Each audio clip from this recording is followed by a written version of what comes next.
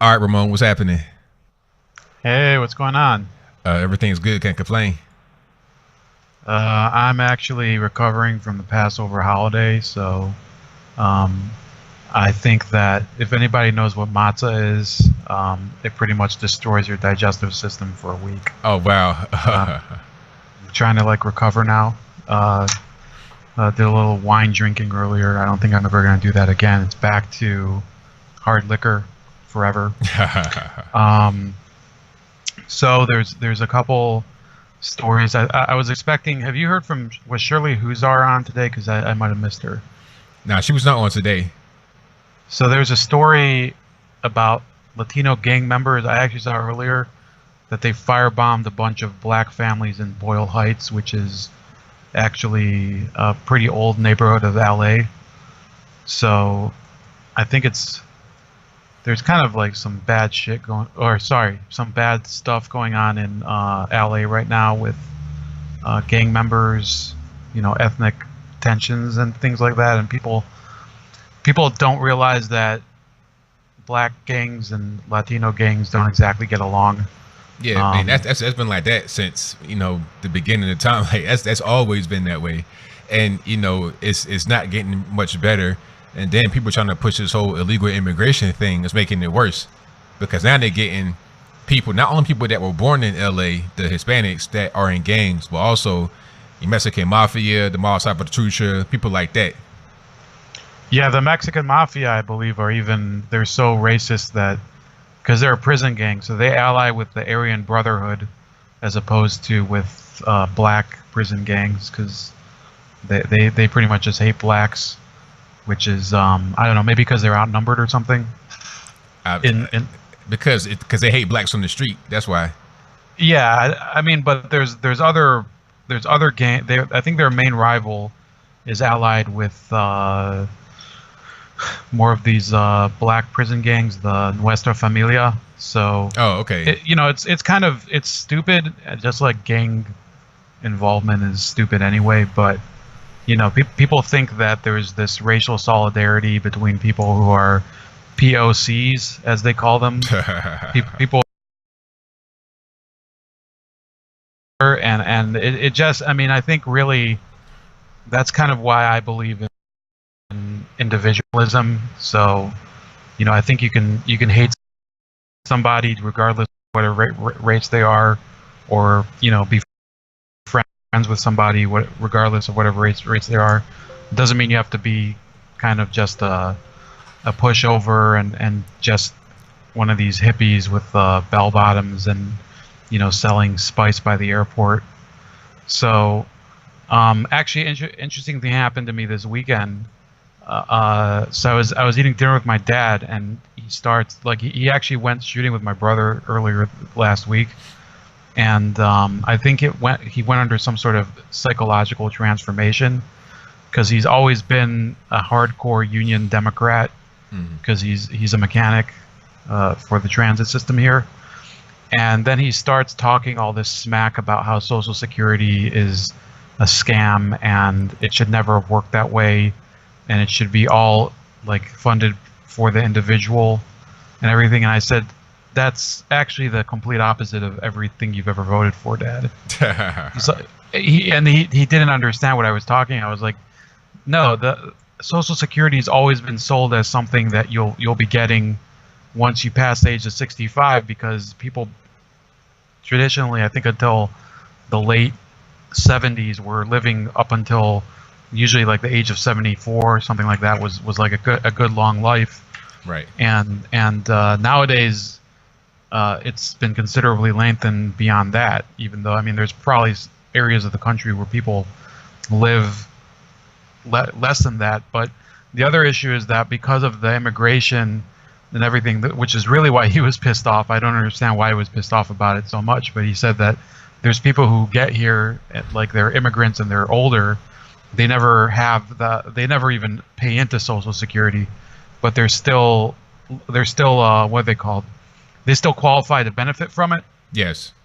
So the system is unsound, like completely. There's actually no there's no way it could ever work. But I think like both parties have pretty much just kicked the can down the road, and we're gonna eat that S sandwich pretty soon. Yes, and absolutely. and I'm actually I'm watching this show. It's by this guy rethinking the dollar. His name is Mike.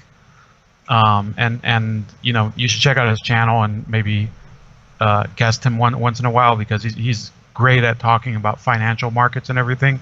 I'm thinking about getting into precious metals and things like that, because it seems like there's going to be a rough ride, and people seem to think the economy is all about whether Trump is doing a good job or not. But I think there's a number of things where he's not going to be able to avoid us basically taking, you know, a full hit cleats up to the face, basically, by, you know, the debt and everything, and pensions.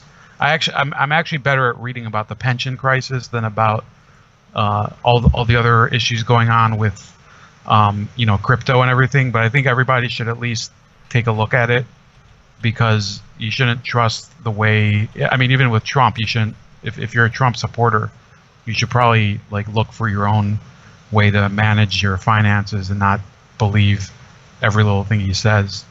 That's right. Absolutely.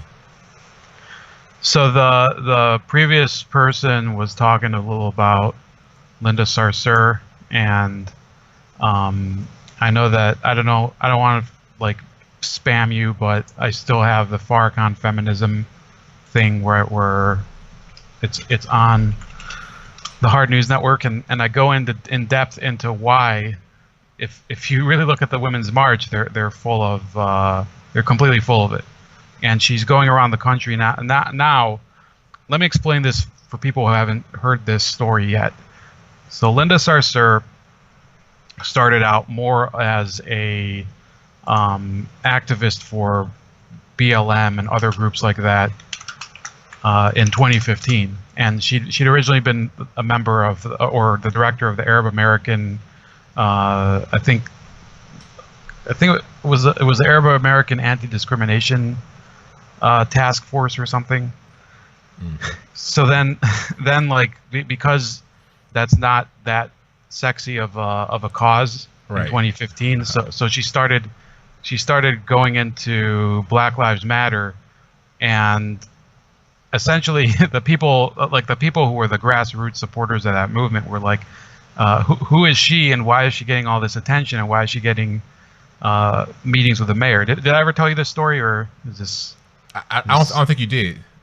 So the mayor de Blasio was giving her meetings, and the other BLM people were really jealous of her, like really like hardcore jelly. It was hilarious.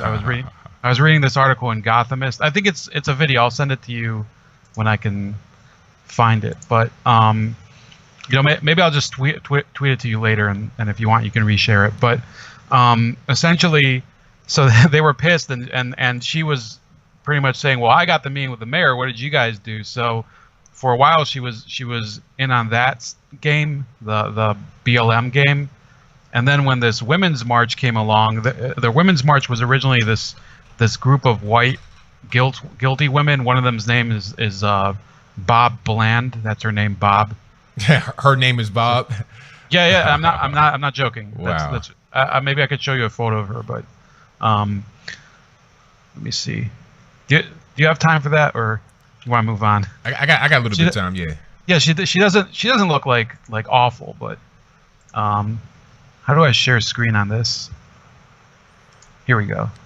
So let me see.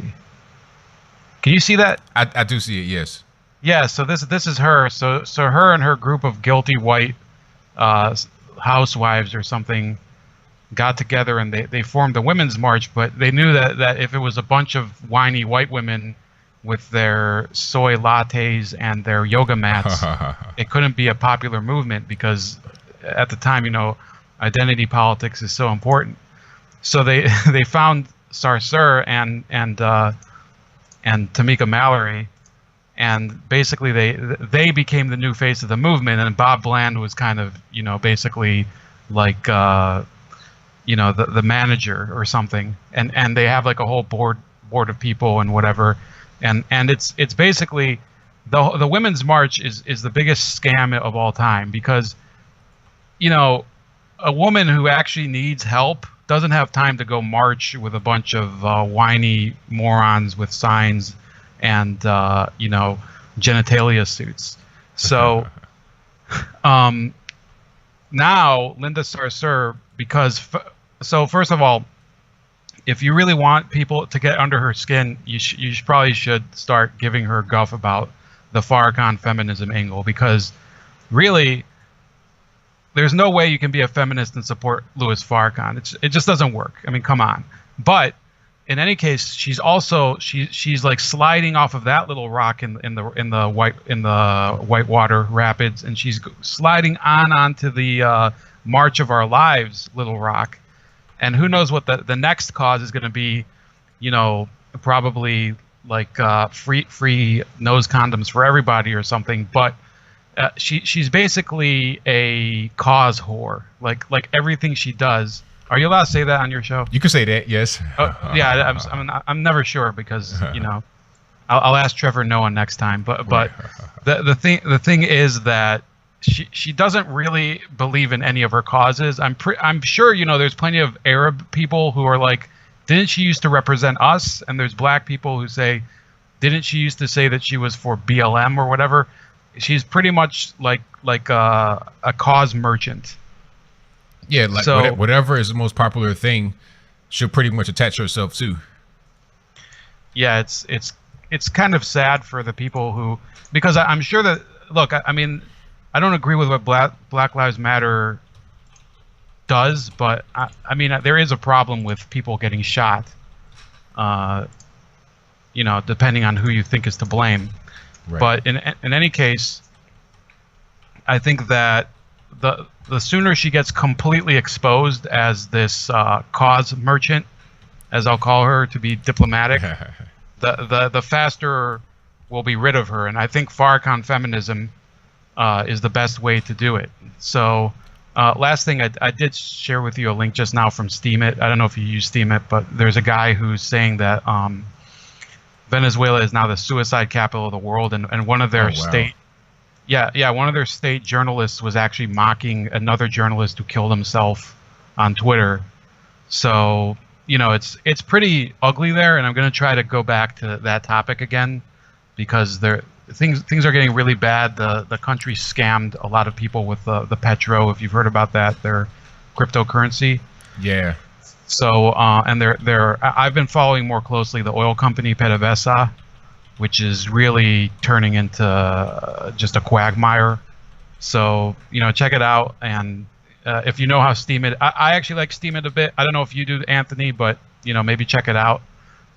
When you upvote stuff, it generates back a crypto and whatever. So it's just interesting to get to know it, because it's a good way to share media now. I'm actually growing on Steemit pretty quickly as opposed to on other platforms. So that's about it. Hope you have a great evening, and I'll see you guys in the chat. Thank you for the call, man. Definitely appreciate you. Good night. All right. Shout out to my man, Ramon. And I'm going to post this link about Venezuela. That's really unfortunate.